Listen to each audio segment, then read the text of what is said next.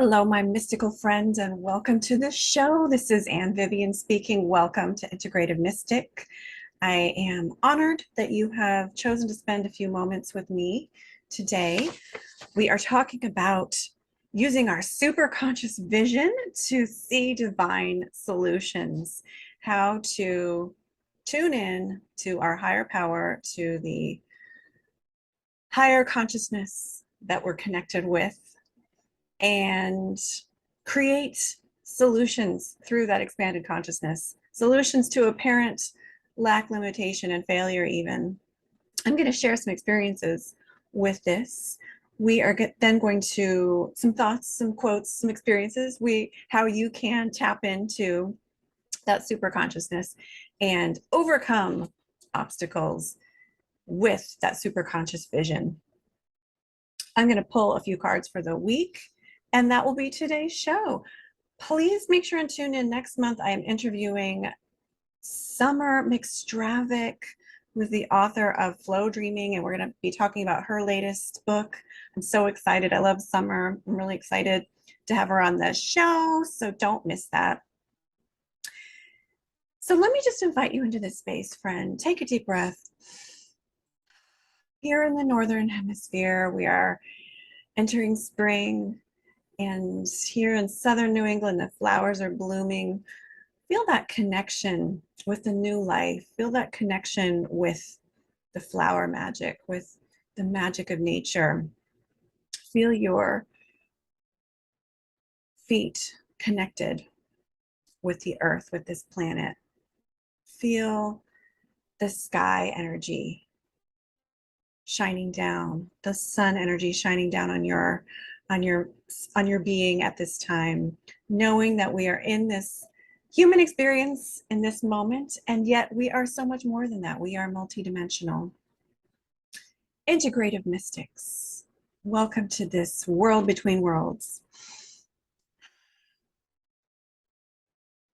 Did you ever notice that your reaction to a crisis can make said crisis worse or better, improve the situation depending on your reaction?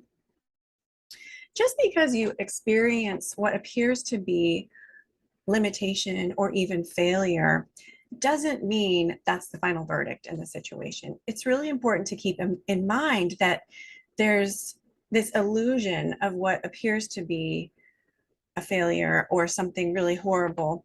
And that is one very tiny vision of reality.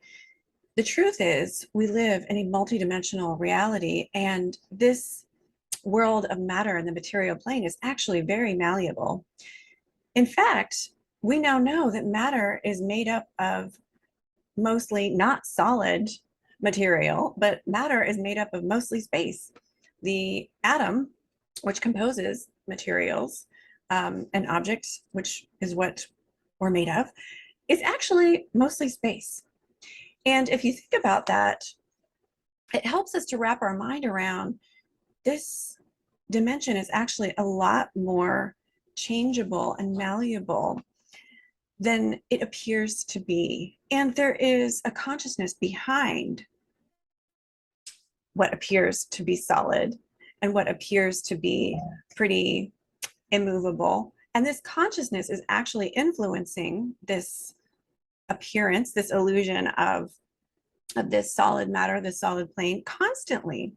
So we can be in alignment with this creative force and intentionally being a part of creating beautiful, meaningful experiences. We can also be at the mercy of these illusions and the illusion that things are disconnected, things are going horribly, and there's no hope, and might as well just give up. If we're attaching ourselves to the illusion, we're on a roller coaster. But if we're aligning ourselves with that expanded consciousness source, your higher power, then we're aligning ourselves with the eternal consciousness that is something we can really depend on, something we can really anchor ourselves in with stability, with assurance that that's never going to change. Appearances may change, but source is eternal. So when we are faced with a crisis, when we're faced with a challenge, it's so important to, in that moment, remember that you're still connected with that energy, that source energy that can positively influence the material plane, create solutions, find a way where there was none. Sometimes the divine solution is not what we expect, but remembering that as we tune into that higher consciousness, we are directed by our intuitions, by our creative ideas, by unexpected turns of events, unexpected forms of help and resources show up. And the trick is reaching out to that higher consciousness, which is coming from within, and staying in connection with source, even as you're experiencing the illusion of lack or failure, if a crisis starts to happen. And I'm not going to sit here and lie to you. I'm not always perfectly calm and rainbows and sunshine in a crisis. I am, after all, human. We often are thrown a little when something disturbing or annoying or stressful happens. It doesn't even have to be a crisis, just something stressful. And it's normal to react with frustration, anger, fear. If we can stay in touch with those feelings, express them, validate them, soothe ourselves, and also take a moment, take a deep breath, and intentionally connect with source, whatever your practice is for connecting with source. And remembering to ask for help from source, from that expanded consciousness. Then watch and see what happens. You may know what I'm talking about when you remember to do this, when things don't go well. You might remember situations in which solutions appeared, miracles happen. The other day, the check engine light came on in my car, my 20-year-old Firebird, which I'm about to sell. And so you can imagine the check engine light came on and I was not very happy as I'm about to try and sell this car. And I just took a moment, I took a deep breath, connected with source. I asked for help from spirit, angels, guides, and I felt an intuition I should go to the auto supply store and simply check the code in my car of whatever the check engine light was. I did that and found out that the code was simply, I needed to clean the gas cap. I cleaned out the little gas cap and compartment for filling up the tank. The code went off. And there's been times in my life where that would have sent me into perhaps more of a spinning out, more of a spiral downward. And I've learned, I'm getting better and better. I'm not perfect, but I'm getting better at remembering when the appearance of something annoying happens, don't assume that that is the final verdict. Call upon spirit and notice what's happening. Notice what intuitions you have. I encourage you to try this and notice what happens. Hopefully nothing annoying or stressful will happen to you, but notice what happens. I can guarantee it will in the rest of your life. Notice what happens when you call on source and listen to that still small voice within. If you can get yourself in a place where you can be receptive to that. Jesus said, if you have faith as small as a mustard seed, you can say to this mountain, move from here to there, and it will move. Nothing will be impossible for you. We have to tune into our faith. We have to tune into that expanded vision, not judge things by appearances, which can be very deceiving. But remember that faith, that connection with that higher power, that belief, that knowing that there is this expanded consciousness that is helping you and guiding you, of which you are a part. We are all connected. Then nothing will be impossible to you. Lao Tzu said in the Tao Te Ching, the master observes the world, but trusts his inner vision. He allows things to come and go. He prefers what is within to what is without. The master observes the world, but trusts his or her inner vision. Couldn't have said it better. That's what we're talking about here, darling.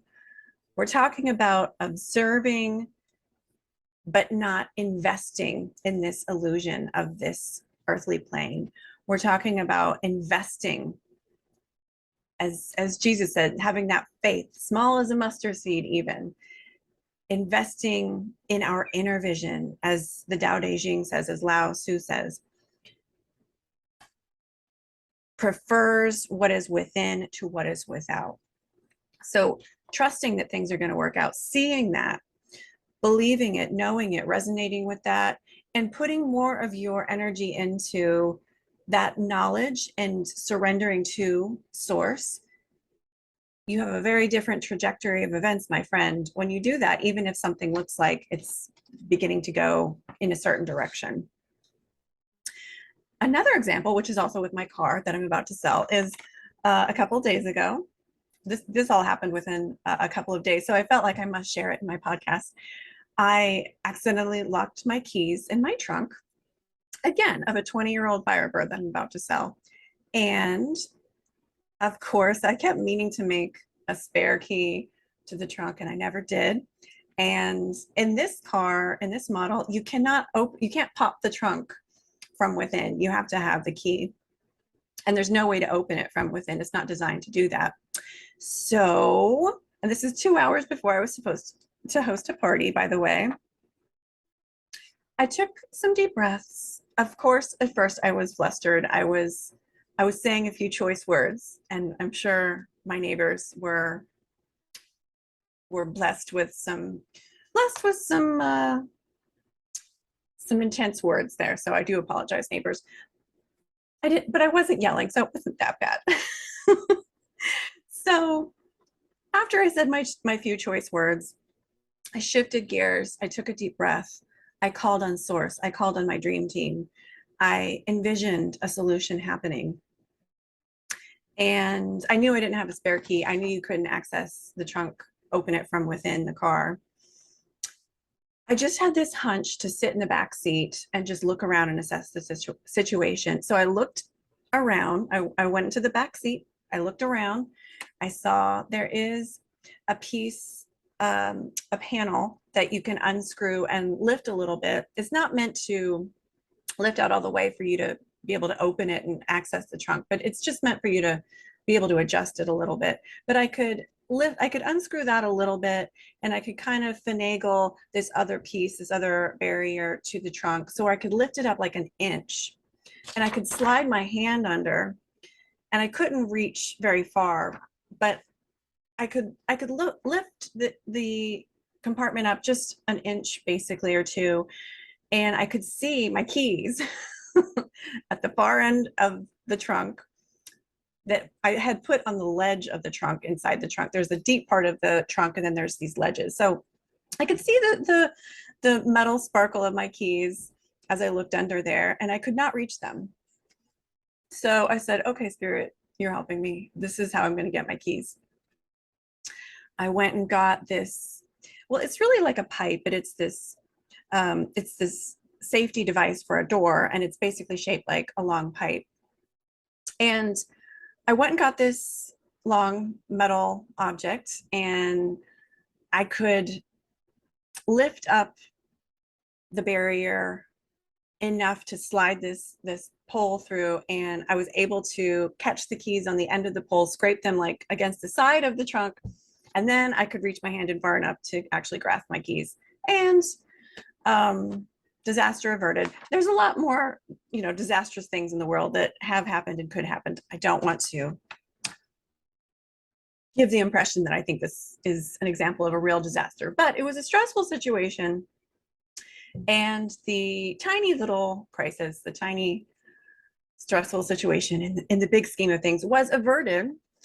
I wouldn't have been able to do that had I not taken a moment, soothed myself, shifted gears, take a deep breath, call on source, call on my dream team, my angels and guides, and open myself to being influenced.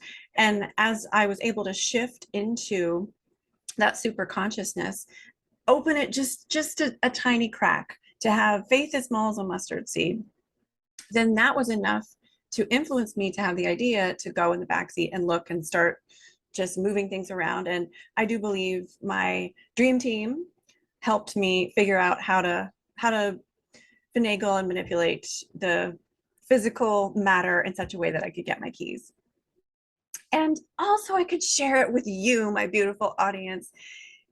If something stressful happens, if things appear to be going in a certain direction, remember that this world is malleable.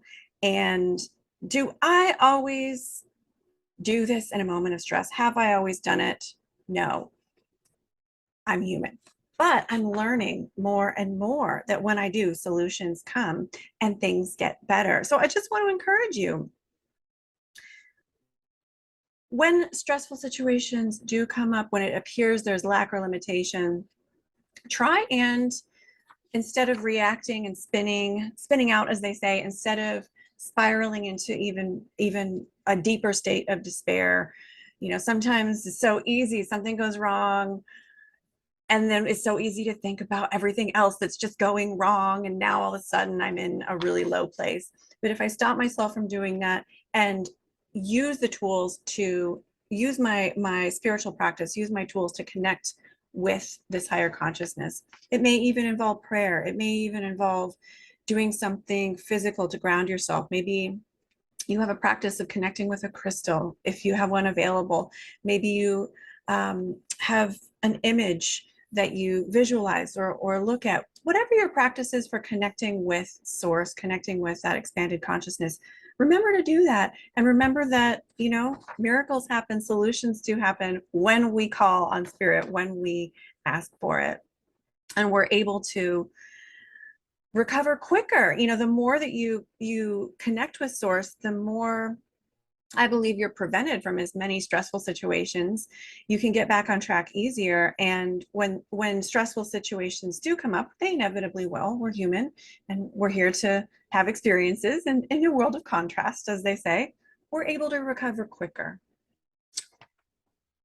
So that was my little message for today. And I'm now going to shift gears, and we're going to look at some cards and the collective energy for the week ahead. So I'm pulling some cards here. We're going to look at the collective energy for the week of April 17th, 2023, or whenever you're watching this video. I have a card pop out, Four of Wands. We got the new moon happening April 20th. 2 Aries new moons, I believe. One last month, one this month, or one approximately 28 days ago. That's pretty special. Here we are in Aries season. I'm tuning into the energy for this week. What do we need to know? We've got 4 of Wands and we've got 3 of Wands. So I'm tuning into the energy for this week, April 17th, and I'm feeling, folks, it's a good time to rest and enjoy the space that you've created. The 4 of Wands is a card about celebration and celebrating how far you've come. It's also a gateway. So you've come this far, celebrate it, and then there's a gateway to the next chapter. So remember to celebrate your successes this week, and remember to really be present with your space this week. Be present with your emotional space, your physical space, and doors are opening. I feel like it's a really good week to align yourself with your goals. Aries new moon in general. Aries is a goal-driven sign. It's a great week, this new moon week. Align yourself with your goals and clarify your goals for yourself. 3 of Wands. This is moving forward. This is goals. This is ships coming in and things beginning to happen, things beginning to manifest, visions as well, big expanded visions, speaking of visions. So with the 3 of Wands, I feel like the 3 of Wands is guiding us to hold true to your vision. And I feel like people might be expanding even their vision this week. This feels like a week of expansion where you may have had a goal in mind, and this week you realize I actually have even more that I want to add to this goal. I have more that I want to manifest here, and I can see the potential for expanding on this original goal. And maybe some of it has already manifested. Maybe it hasn't, but I'm open yourself to even, thinking big, thinking even bigger than you thought. I pulled a Starseed Oracle card. We've got Earth pulsing, pulse of the mother, slow down, time and nature.